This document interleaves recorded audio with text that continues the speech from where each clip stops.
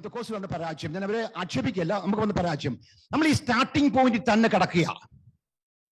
അപ്പോസ്തലപ്രവൃത്തിയുടെ പുസ്തകം 2-ാം അധ്യായത്തിലെ അതിൽ നിന്ന് നമ്മൾ മുന്നോട്ട് യാത്ര ചെയ്യാൻ ഒരിക്കലും നമ്മൾ തയ്യാറല്ല. ആദ്യ നൂറ്റാണ്ടിലെ അനുഭവം എന്ന് പറയുന്നത് അപ്പോസ്തലപ്രവൃത്തിയുടെ പുസ്തകത്തിൽ 2-ാം അധ്യായത്തിൽ എഴുതിയിരിക്കുന്നതായ ആ ഒറ്റ സംഭവമാണെന്നുള്ളതായ ചിന്ത എങ്ങനെയോ നമ്മുടെ തലയ്ക്കകത്ത് ആരോ കയറ്റിവിട്ടു.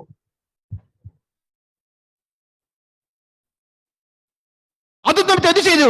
നമുക്ക് മുന്നോട്ട് സഞ്ചരിക്കുവാൻ, മുന്നോട്ട് പ്രയാണം ചെയ്തതായ ഒരു വലിയ കൂട്ടം അപ്പോസ്തലന്മാരും വലിയ കൂട്ടം ശിഷ്യഗണങ്ങളുമുണ്ട്. അവരെ ഇന്ന് വരെ നമുക്ക് പരിചയപ്പെടാൻ കഴിഞ്ഞിട്ടില്ല. നമുക്ക് ആൾക്ക് പരിചയം ആരെയെന്നറിയാമോ? ദൈവസഭയുടെ ആദ്യ നാളുകളിൽ ദൈവസഭയെ രൂപപ്പെടുത്തിയെടുത്ത ആ നാളുകളിലുള്ള കുറച്ചു പേരെ നമുക്ക് അറിയത്തുള്ളൂ. അവർ നടന്ന സംഭവങ്ങൾ മാത്രമേ നമുക്ക് അറിയത്തുള്ളൂ. പക്ഷെ അവിടെ നിന്ന് അപ്പോസ്തലന്മാരും അവിടെ നിന്ന് അന്ന് വീണ്ടും ജനിക്കപ്പെട്ട ദൈവമക്കളും ശിശുക്കളായിരുന്ന ദൈവമക്കളും അവർ അതിദൂരം സഞ്ചരിച്ചു. അവരുടെ പ്രത്യാശ, അവരുടെ വിശ്വാസ പ്രമാണം,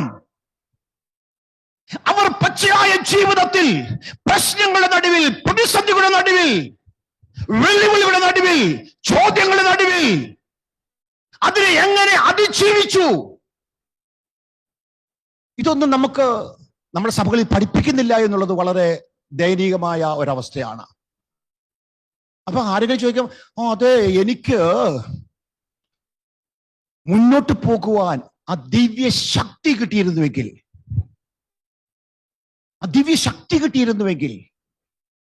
ഞാൻ കർത്താവിന് വേണ്ടി പ്രയോജനപ്പെട്ടനെ.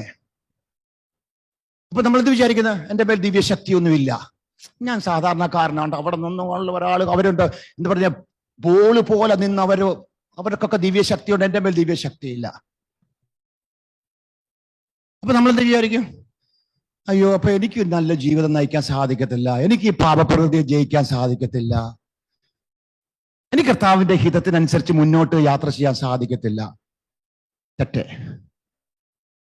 അപ്പോസ്തലൻ അങ്ങനെയല്ല പഠിപ്പിക്കുന്നത്.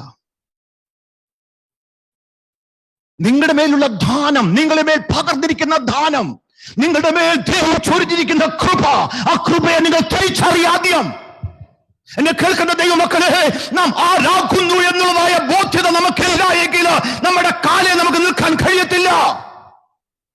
സ്വന്തം കാലേ നിന്ന് ഈ ഭൂമിയിൽ ജയകരമായ ഒരു ക്രിസ്ത്യ ജീവിതം നയിക്കണമെങ്കിൽ നമ്മുടെ മേലുള്ള വിളിയും നമ്മുടെ മേലുള്ള തിരഞ്ഞെടുപ്പും നമ്മളിൽ പകർന്നിരിക്കുന്ന ആ ദിവ്യ ശക്തിയുടെ ശ്രേഷ്ഠതയും നാം തിരിച്ചറിയണം.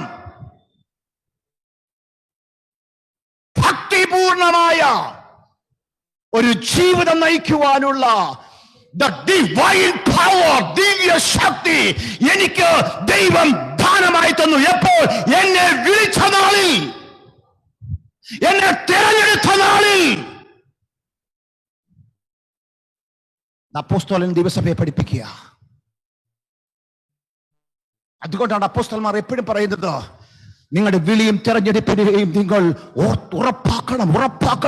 ആ വിളിയും തെരഞ്ഞെടുപ്പിനെ നിങ്ങൾ ഉറപ്പാക്കുമ്പോഴാണ് അന്നാളിൽ നിങ്ങളുടെ മേൽ പകർന്ന ആ ദൈവ കൃപയുടെ അത്യന്ത ശക്തി, ആ ഡിവൈൻ പവർ നിങ്ങൾ തിരിച്ചറിയത്തുള്ളൂ. അത് തിരിച്ചറിയുമ്പോൾ ഭക്തിപൂർവമായ